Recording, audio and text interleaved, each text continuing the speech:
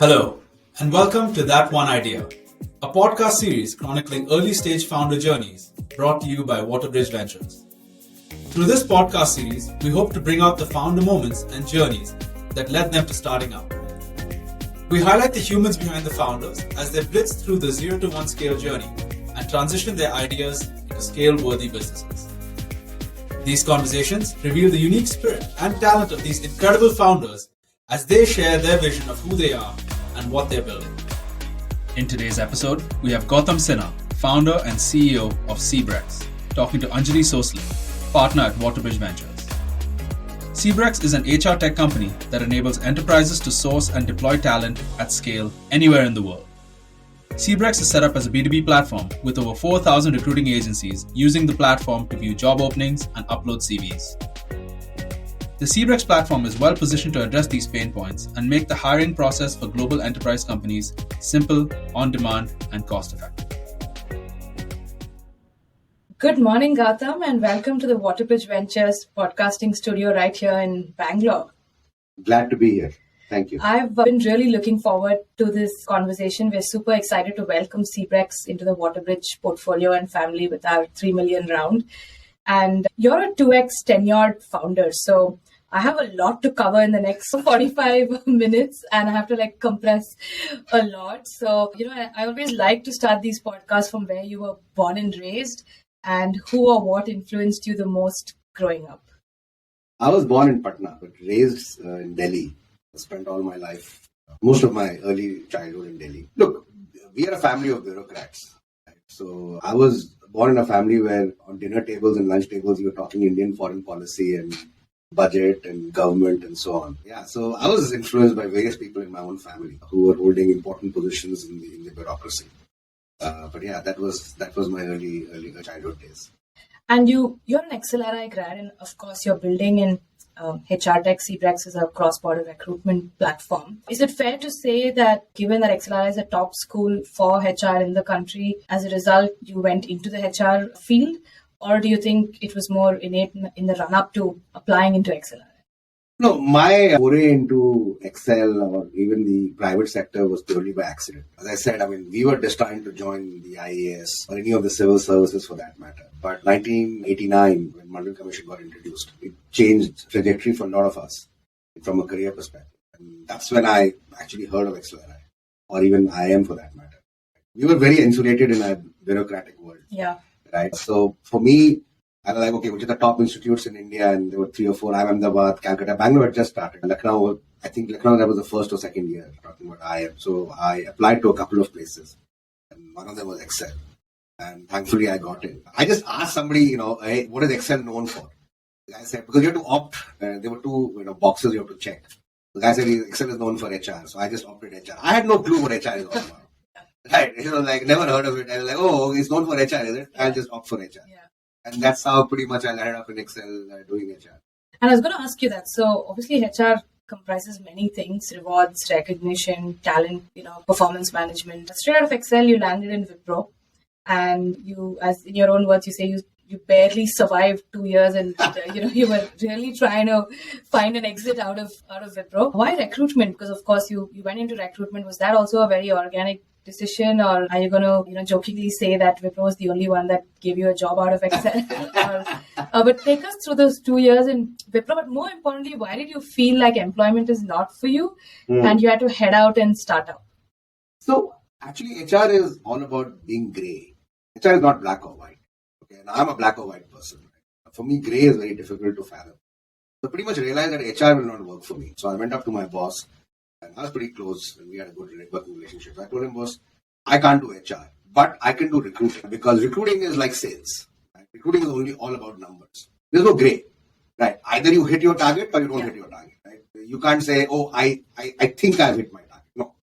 Right. So I told my boss that, what, I want to do recruiting. Right? Because that's something which I think I will do good at. Right? And I think the good luck for me was that Wipro was really hiring at that time, 1995. So 100 people a month. Yeah, 100 people a month. The Y2K boom had just started. Yeah. Right. So they were looking for a lot of programmers in COBOL and C++ and so on. So I went up to my boss and said, look, the organization has a need. I want to do it. Why don't you carve out recruiting out of HR let me run this as a, like an independent function. Obviously, I was reporting to him.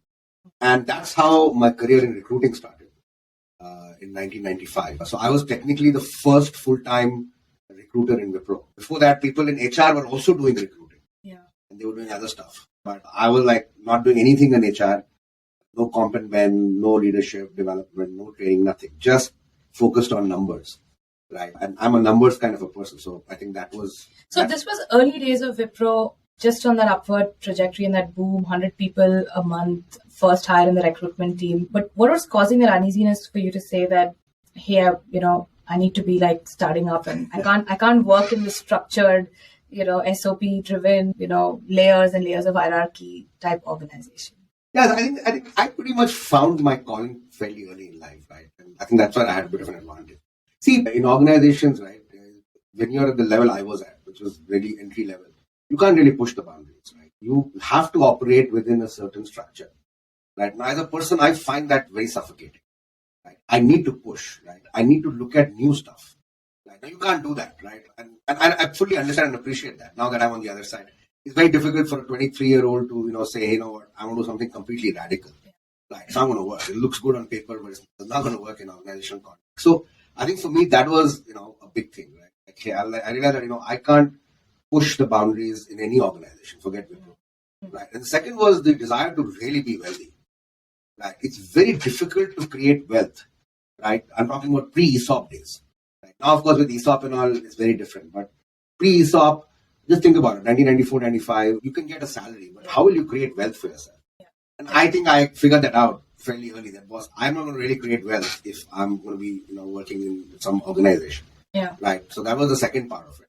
And I think the third is that by nature, I'm a rule breaker. Right. I'm a rebel.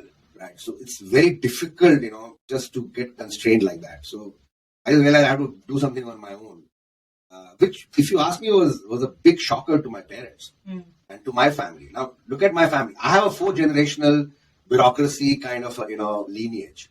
For them, private sector itself is like a completely different thing. Yeah. But saying that I want to, and I'm 24 and a half, 25, and I'm like, hey, I want to do something on my own. My dad was like, what is wrong with you? Yeah. Right? You're in a job, you're getting salary. Why would you want to do something on your own? So it was like a completely, breaking the mold kind of a situation. So when you broke out of Wipro to start TVA, your first startup in the recruitment space, was it like you just went into office and it was one particular aha moment, or there was like a run up to, if I have to use your word, suffocating in Wipro and I need to like break out and start a brand? But take us to that thought process of actually coming up with the idea for TVA, which is in the recruitment space, as well as actually starting up, now having to solicit your first few employees, your first few customers. But take us to those early few months at TVA.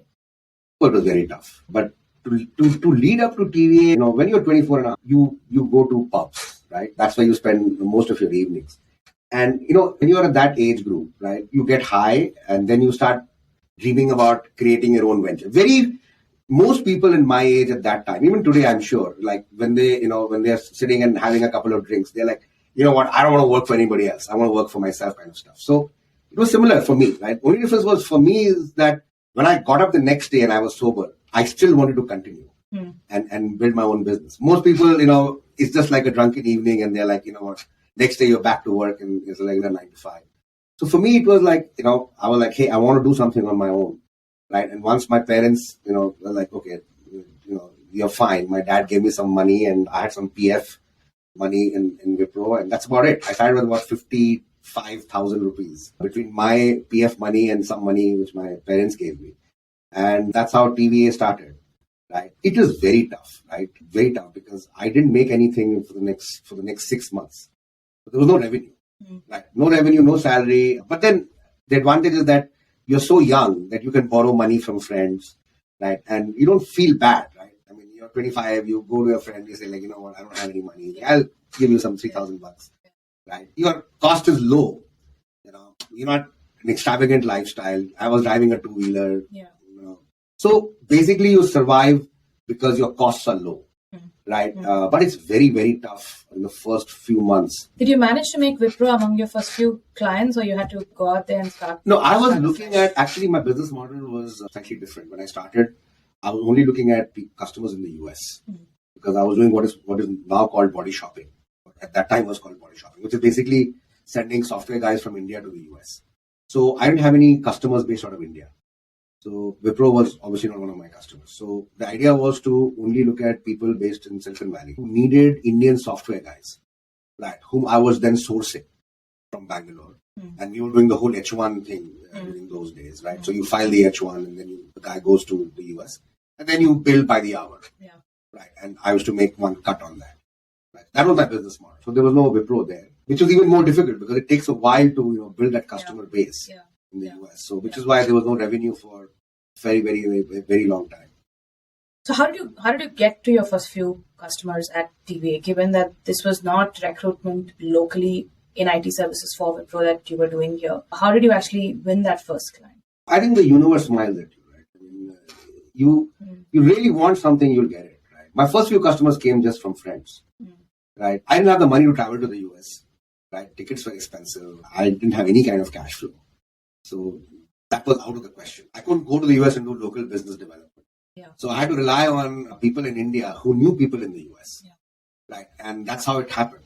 Right, close friend of mine, he said, hey, there's this guy in Martino. I know him. He's looking for some guys from India. Speak to him. Now, there was no video call during those days, right? So it was all on the phone. So we fixed up a call. He said, I'm looking. And that is how I got my first customer. As you continued to build TVA and, you did meet Divya, and later on you met Sanjeev, and Divya and Sanjeev continue to be your co-founders today at CBREX. But take me through that scaling journey, because you did, have a successful outcome with TVA. You sold it to Allegis. This was their India entry acquisition. You did it pretty quickly. Like in year 6, you were out. But just quickly fast forward and take us through those six years, and the run up to the sale to Allegis, and also meeting Divya and Sanjeev along the way. Yeah, so TVA was a dream, right? I mean, I had a couple of failures before TVA. I did some other ventures and that didn't take off. TVA started in 2001. You rightly said, in 5 years' time, I got acquired. So it was right place, right time. The Indian software industry was just starting to boom. I figured out, if I can say, a window of opportunity, which is mass hiring. So my calling card was I can hire large numbers of people in short periods of time. So I would go to companies like Oracle, Accenture, which were hiring in IBM, which were hiring in huge numbers. I would say, I can do 30 guys for you in 2 weeks. And they were like, 30 guys in 2 weeks. I mean, are you sure? I said, yeah, I've done that. So that really became my business model. I just used to go to companies and say, large number of people in short periods of time. That's it. And that's how TVA started scaling. And Divya was actually one of the first few people who joined way back in 2001 when I just started TVA. Right. Along with her, there were another 5 or 6 people. For me, the idea always was to build a large services recruiting firm, but also to create internal culture, which was very different. Recruiting was a very boring kind of culture. There was really no emphasis on creating any kind of organizational culture. That is what we did at TVA, which was very different. Right, the bonding, the fun, the whole learning experience. I think that is what made TVA special. That is why people like Divya, when I started CBREX, she was the first port of call, and she didn't hesitate at all. She's like, let's do something together, because that relationship is so strong. Yeah. Right. And that's really what made TVA very, very special. And I know Sanjeev came slightly later on. You hired him for a leadership position. Sanjeev came after Allegis acquired. When Allegis acquired TV in 2007, 2008. Then I moved to Bombay to set up the Bombay operation. And that's when Sanjeev came on board, mainly to look at cross-border hiring. We wanted to set up that as a vertical inside. That's how I hired Sanjeev, because that was his experience before that. Quickly take me through, quickly take us through meeting Sanjeev, and in many ways, like I said, he was hired to lead TVA while you took him along with you to start CBREX. But quickly take us to what Sanjeev did, what was his role, and then, when you decided to move on to CBREX, why did the two of you come together? So I think the idea behind getting Sanjeev on board was to look at hiring in Indian companies, hiring outside India. So we started talking to a lot of these Indian. So there were 2 business models there. One was, if an Indian company is going to China, for example, then they want to hire locally in China, and we wanted to be the vendor, the supplier, the manpower supplier to them. Or if the Indian company is looking at expat talent to move into India. So a lot of expat talent was moving at that point of time, right? So very, very niche, highly expertise-driven roles, which India didn't have talent for. So you needed people to come in from outside, typically the West, either Western Europe or the US. And that's what Sanjeev's role was. So the idea was forming pretty much at that particular point of time is that there seems to be an opportunity to move talent into India for expat and to look at Indian companies hiring outside India. That was the basic genesis getting Sanjeev on. Of course, this was all within the Aegis umbrella. Yeah. Right. Yeah. And then it was a precursor to CBREX in many ways, but the model was slightly different. Yeah. But yeah, that was the origin. Yeah. So Sanjeev's core competency was this cross-border recruitment piece of highly skilled, specialized talent, and in many ways it's mainstreaming today. And also I would love to just understand what attracted Aegis to TVA. What do you think was special about the model? What gave them confidence that this would be the right acquisition to enter India? It was a big deal for them. I remember how excitedly you told me about how you made it to front page Economic Times when the acquisition happened. But just in the run up to that exit, firstly, I know, we always say that everybody's a seller at a price, but I also want to understand hand to heart today, and even giving it a fairly critical lens. Do you think you felt like, hey, you can't scale this on your own anymore and might as well exit when there is an opportunity at play? Or did you, and of course you found like a home in one of the largest recruitment companies in the world, but would love to understand the thought process that attracted Aegis to TVA. But also, like I said, if you have to today give a critical view to that exit, what would you say about it? So I'm not looking to sell. So I'm looking to raise money. I wanted to scale TVA. Right? So we had hit upon this, what is now called the RPO model, recruitment process outsourcing, where basically we took over recruiting functions of organizations. Now, that's pretty sticky revenue. That's pretty scalable. Right. So that was my entire thought process, that I would need to hit upon a business model which I can scale, where the revenue sticks. Right. Otherwise, contingent hiring is not a sticky revenue business. Right. I got the RPO deal. It was a full RPO deal, first of its kind, where actually we took over the entire recruiting department of a company which is now $1 billion in revenue. That time they were about 300 million. So they're not that small. Right. They were doing about 100 hires a month. So I used to go to VCs to go raise money. I imagine the Indian market, the Indian VC market in 2004, 2005 was not like what it is today. Very few VCs. Services companies trying to raise money is very, very difficult today also. But during those days, it was almost impossible. Yeah. Right. So I met everyone there was to meet. And there were not too many, like I think 12, 15 people between Bombay, Bangalore and Pune. And I would realize that, it's going to be difficult to raise money. But I'd got one person interested who was actually like a semi-strategic investor. And Aegis happened by chance, right? It was another friend who called me and said, why don't you go have lunch with these guys? And I think the universe conspired. Yeah, and you know what? It's just that. There was no strategy, nothing. I mean, I met them for lunch, the guy who was doing the M&A from their side. And he loved the way I had built TV. I loved the way Aegis had got built.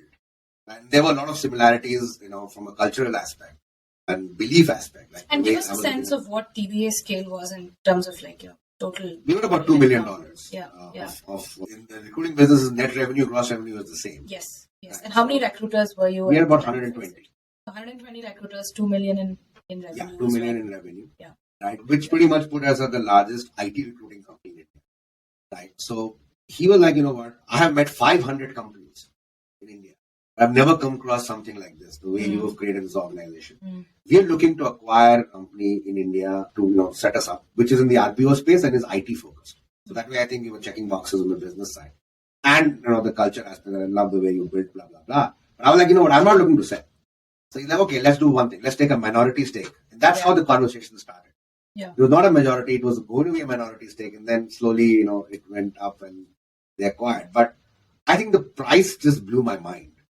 Right. I never realized that what we had created over the last 6 years was actually worth so much.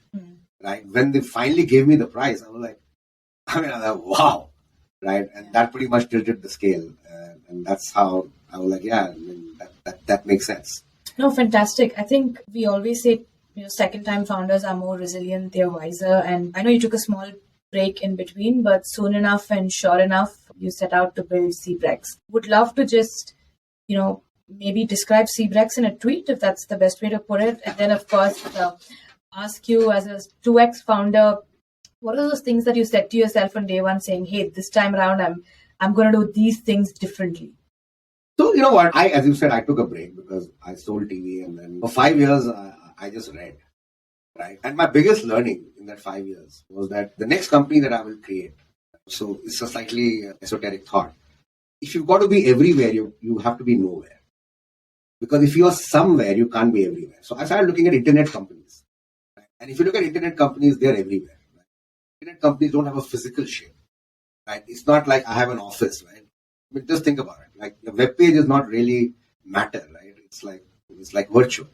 So I was like, hey, I need to create an internet company. And the idea will be that, I will not be constrained by location. Because TVA was constrained by location, right? I am based in Bangalore or I'm based in India or whatever that location is. Right. So that was the basic thought process, during those 3 or 4 years when I was actively not doing anything. Right. That actually prompted the whole creation of CBREX. But I said that the supply will be aggregated. Right. We will not hire recruiters. Right. Which is the basic difference. Right. Between what TVA was and between what CBREX is. I mean, there are many others, but this is at a very core level. So aggregation of supply or aggregation of recruiters or aggregation of sources primarily came from that thought process. Right? Because if you aggregate, actually you are nowhere. But every single recruiter can be a part of CBREX. Right? But couldn't be a part of TVA, for example, because you have to be you have to work in TVA. But CBREX, the idea was that, it will be like global and it will be technically nowhere, right? And that's really the origin of the idea of CBREX. But in a tweet, it's a marketplace, a talent marketplace, but it's driven by business to business, right? So if you look at most talent marketplaces in the world, like LinkedIn or Indeed or any other job board, for example, they are B2C. Right? On one side, they have hiring companies, on the other side, they have candidates. Right? Our marketplace has hiring companies and recruiters or agencies on the other side. So it's a B2B driven talent marketplace. Yeah, I think, of course, the global recruitment landscape is extremely dynamic. We know that in the developed world, there's massive, highly skilled and tech talent shortages. Of course, the demographic dividend is weaning away in many of these geographies. Price is also becoming a challenge because of this supply-demand deficit. It's extremely expensive to hire tech resources, therefore high attrition, and everyone's jumping jobs more frequently than ever before. So there have been several of these macro factors and inflection points that have changed, and dramatically so, in the last few years, right? From a decade ago when you start and exited TVA. Just take us through how that recruitment landscape, this roller coaster of a ride, if you can give us about how this recruitment landscape has changed, both on the candidate side, as like a candidate today, as well as an enterprise today. So I think fundamentally there are two changes. If I look at the last, say, 20 odd years. One is that you can now source talent anywhere in the world from anywhere in the world. So if I'm a sourcer or a recruiter based out of Philippines, I don't need to restrict myself to sourcing talent in the Philippines. I can source talent in Australia.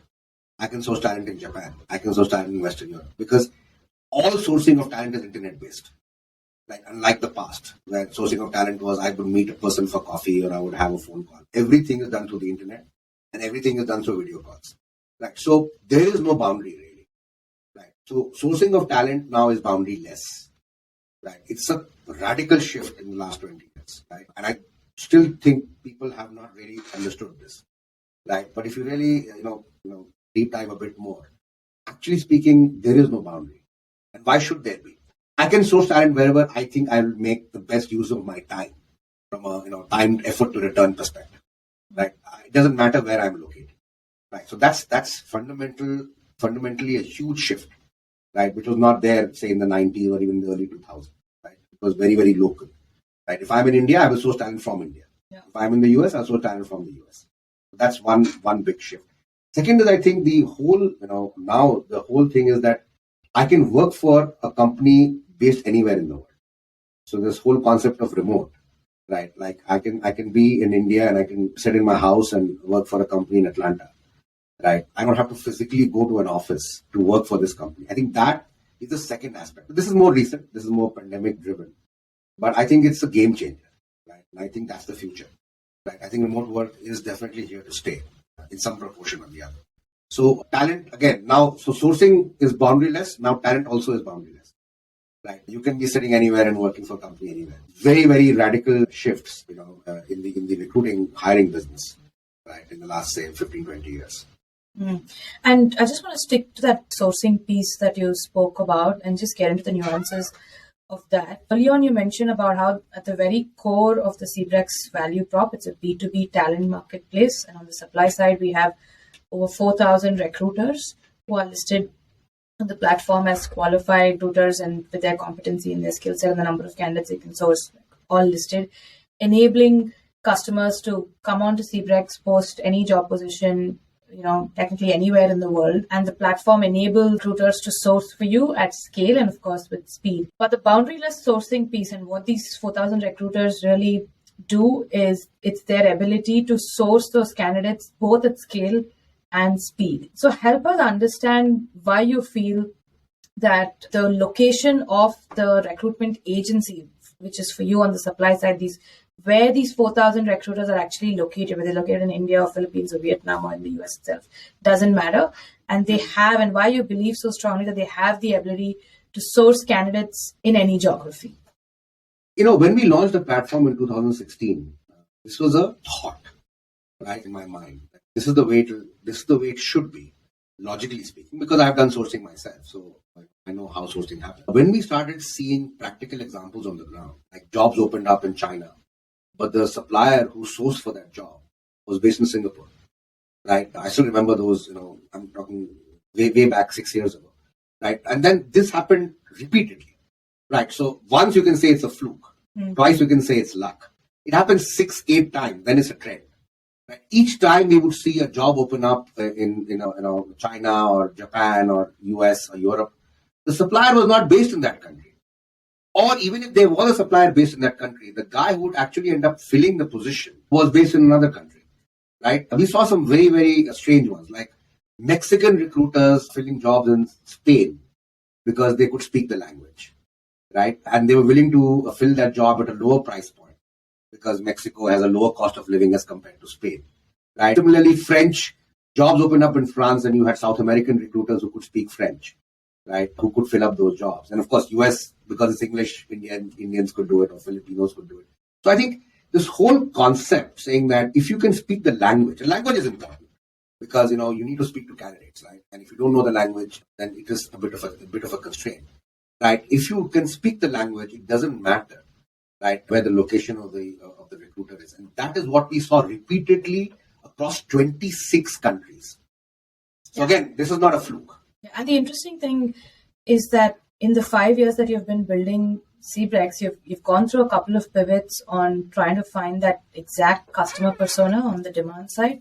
But you've always stayed true to your core on the supply side, which is you're always going to source candidates via recruiters, right? And you've seen massive stickiness. Very early on, you had like 100 and then 1,000 and then 2,000 and today 4,000 recruitment shops on the supply side. What's lending the stickiness, you think? Like why are these suppliers willing to collaborate, list and work so actively with you to source candidates? Convenience. What we give to suppliers is unparalleled, right? I mean, you can be sitting in your house or in your small office somewhere, any part of the world. You have access to jobs without doing any business development, any sales effort, no cost on sales. That's one aspect. So you have jobs literally delivered in your mailbox, right, which are verified. So these are not like, unverified jobs. That's one. Second is the whole MIS process. Remember, recruiting firms don't have any kind of IT system, right, because they are small.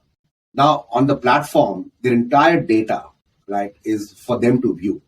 Right? Each and every candidate, what position, status, resume, workflow, every single thing is tracked on a minute-by-minute basis. Now, they don't have a workflow, right? Their workflow is email or Excel sheets, right? So the entire workflow for a recruiting firm is completely online and it's like a full MIS system, which they use. And actually, we don't charge them for it. Yeah. Right. So they get it for free just because they're on the platform. Yeah. And that creates even even you're further also stickiness. helping them become more efficient and like source faster, place faster, and therefore get. Yeah, we are digitizing faster. them. Yeah. See, they have not digitized themselves, right? The recruiting firm industry, not really digitized. Still operating on a brick and mortar, email, Excel sheet, PPT kind of format, right? They are just not there online. And exactly what we are doing for them is creating a whole digital workflow between them and the hiring organization, which currently is completely email and telephone driven. Right? And that is, as I said, that makes it very, very sticky for them, along with the business development aspect. A little bit of antithesis argument here. One could potentially argue that all the innovation that has happened with regard to sourcing is actually on the job boards, the job listings and classifieds platform, and the dependency itself on agencies and recruitment shops is going away. And it's easier for companies today, if we're saying at scale and at speed, to put like a job post on LinkedIn or, Naukri, and I'll get like thousands of candidates in a matter of minutes. And then the TA will sit and like skim through all those CVs. But, take us through I look at this from a customer side, how many jobs realistically at large organizations are we sourcing from the job boards vis-a-vis the recruitment piece? And why do we believe so strongly that while the job boards are there and they are another channel for sourcing CVs and candidates, the agencies will always stay because of their ability to give us better qualified candidates? Yeah, so there are two aspects. I'll answer the enterprise part, but let me first answer the job board part. See, the biggest users of job boards are agencies. Right? And that's the whole irony of it. Right? Job boards were created to eliminate agencies, right? Because people just thought, hey, there's no middleman requirement. Right? The usual disintermediation of the middle. But actually today, if you look at job boards and any job board, including LinkedIn, right? And if you look at the revenue splits, right, the biggest consumers are recruiting firms. They are the ones who buy the licenses. They are the ones who buy the multiple logins, right? 50, 60, 100 logins, right, in large recruiting firms, right? And they are the ones who are really using the job board to source. It's not the end enterprise. And enterprise are using them, but a lot of it is coming from here. That's one part of it. So remember that job boards are effectively being used by recruiting agencies, a lot of them, right, to source candidates because this is their main business. Second is if you look at from a hiring company perspective, if you're a small organization, hiring, say, 10 people a year, you don't need agencies. You can hire them on your own. In fact, you can hire them through referrals. As soon as the numbers start increasing, so there are two aspects to it. If your numbers start going up and your time frames start getting compressed, so instead of doing 10 a year, I need to do 10 a month. I can't do it through job boards. Right? So that's where the agency requirement starts coming in. So as soon as companies start scaling, right, either in terms of numbers or in terms of time, like lesser time or more numbers, that's when the agencies are needed. Right. And sometimes, maybe in a 6-month period, I'm not scaling. Then I don't need agencies. Right. And that's fine. Right. Even if I'm a large company, I'm not hiring right now. Or I'm hiring only 10 people or whatever that number is. Right. Then I don't need agencies. But remember, otherwise it's a 30-40% agency mix. Right. In a regular organization. 40% of what I hire will come through agencies. And the balance will come through either referrals or direct applicants. Right? And that is here to stay, right? Because that's the feature of the industry, right? That is not going away. And that business is $75 billion. And imagine it's a business which is completely undigitized, undisrupted. It's the same way that I was hiring for Wipro way back in 1995 is the way Recruiter and Wipro today hires through agencies. There is no change. Apart from the ATS, the ATS is the only thing which has happened in the last 25 years from a digital perspective or an IT perspective, right? For an industry which is 75 billion in spend, that is the industry that we are going to disrupt completely, right? So that's the reason for the B2B focus. And on the client side, we discussed and we briefly touched upon it earlier that you went through a few pivots in terms of who your ideal customer is. You started off with Indian mid-size and startups, and then you moved your way up to Indian enterprise in IT and tech has always been your common focus on the client side. And then you moved to the US, and of course, I think for me, I felt the game changer was when you won your first large enterprise client in the US. Yes. But what do you think were those key factors that enabled you to win these marquee American clients? And these are not small clients; these are like clients with the ability to pay you up to $500,000 a year in recruitment commissions and fees. But take us to the run-up to winning your flagship US client, and why do you think this model in this avatar, which is where your clientele is US mid to large enterprises across tech, and now you of course move to other sectors like pharma and robotics. But take us to why you believe this model of Indian recruitment houses sourcing candidates largely for American enterprises in this current avatar is working well. The first thing is, convenience, again, on the usage side. I think American users or recruiters are very used to tools, right? I didn't have it, which allowed them to talk to agencies. So I think the tool itself really helped us in the US. the self-help is very, very common in the United States. Nobody has help really. Right? Everybody does things by themselves. So they're looking for self-help tools. So when we demoed the platform and we said, hey, this is a platform on which we have backend of 2,000 recruiters at that time, I'm talking 3-4 years ago. And you can talk to recruiters at the same time, but you don't have to spend too much time on it because this is the way the workflow is and so on. That really appealed, right, to American corporate recruiters. The second was the fact that we could offer them a huge price advantage, right? Because we were able to present agencies to them which they didn't have access to, right? I mean, agencies in Vietnam or in Philippines or in India, which is very difficult for them to get access if I'm sitting in New York or Long Island, right? And therefore, these guys are willing to fill these positions at a much lower price point as compared to what local American recruiters were charging. So the combination of price and convenience, right, I think was a killer app, right? I mean, end of the day, that's what we want. Hey, this is easier to use and I have to pay lesser. Right. So I think these two really combined or fused together when we won our first mid-size company in the US. And as you rightly said, I mean, this year we should be doing close to $1 million just with that company. Yeah. Right. So this is not small. Right. In 3 years' time, we took it from 300,000 to almost now 800 to 850,000 this year. So I think that's been pretty much the US journey. Right. But price and convenience, if you ask me, are the two big factors. And were there any product surprises along the way? You briefly spoke about the application tracking system and how beyond an ATS system, enterprises aren't using any recruitment tools. But you've often discussed about building like an app version of this where candidates can speak to agencies, recruitment agencies can speak to the talent associates at the clients. Any product surprises with regard to, say, a vendor management system or an app, like an app-based collaboration platform? When we launched, we've launched the app, which allows corporate recruiters to talk to agencies through their phone on a chat-based kind of system and evaluate resumes and give feedback. Again, the adoption has been very high in the US. If you look at our US customers, for example, they're always on the app. Right? In fact, they use the system more through the app than they use it through the desktop. Right? So that's already there, and that's been there for the last 6 months. Now, this year, we are going to be working on our own ATS, right, which will integrate with our vendor management system. And we believe this is going to be the first in the world. You'll have a system for a recruiter where through one screen, the recruiter can talk to vendors, hire through vendors, and also hire direct, right, which will be a game changer.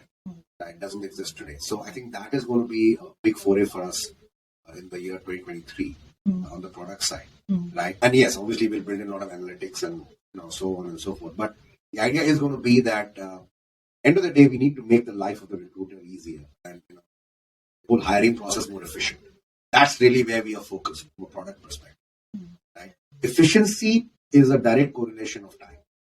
Right? If I can do this, whatever I'm doing, do it faster, right? Then I'm more efficient. That's the bottom line, and that's really what we are hitting at with the product. Yeah, and I want to talk about your extended team a little. We spoke about how you met Sanjeev and Divya from your first startup, TVA, and then LHS. You met Karunjai in that 5-year break when Karunjai actually came with you to pitch and you gave him an angel check. And so Karunjai joined you day one at CBREX again as your CTO. The four of you, of course, have known each other for more than a decade or so, Divya even longer. But beyond the four of you, even if you look at your core team, everybody has stuck for a really long time. So what were some of the key qualities and non-negotiables that you as a founder were looking for? And how would you best describe the team as it stands today? See, I think the key is that people take friends and make them workmates. I've not been a believer in that. For me, it's always been the other way around. Right? I start working with people and then we become friends. And I think that's what has happened with us. So we are very close at a friendship level. We are friends, right? We meet a lot socially. In fact, we have even go on holidays together. But the thing is that because we met through work, right, that equation is pretty much established. And the boundaries don't, cross.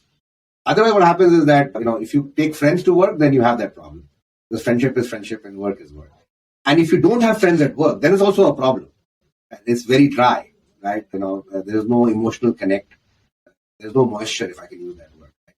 For us, I think 8-10 of us, as you rightly said, we've known each other for almost 15-20 years. Worked with each other for a very, very long time. The emotional connect is very strong. Right? I think that's what really makes us different. Right? I'm talking about the core team here, not only the four of us, but and for me, that has been our strength, right? But at the same time, when it comes to work, it's work, right? We back each other, but we also pull each other up, and nobody minds it, right? I think the best example I can give you, and although it's fictional, is Suits, right? If you look at the TV show, right? I think that was a very good example of people who were close to each other. But when it came to work, they were all achievers who said, boss, you have to deliver. Right? I may be friends with you, but you know what? If you're not delivering, I'm going to tell you on your face. Right? That you know what? This is not done. Right? And nobody minds. Right? And I think that's really been very special when we started building CBREX. Yeah. And of course, you raised an angel round early on, and you raised your first institutional round, last quarter. But what have been some of the key learnings along the way, I would say, in the run up to this moment of raising your first round? And of course, you've been revenue earning and bootstrapped and profitable from day one. But take us to that first 5 years in the run up to raising this round, and key learnings for you. No, I think us, as you rightly said, we pivoted a couple of times on the demand side.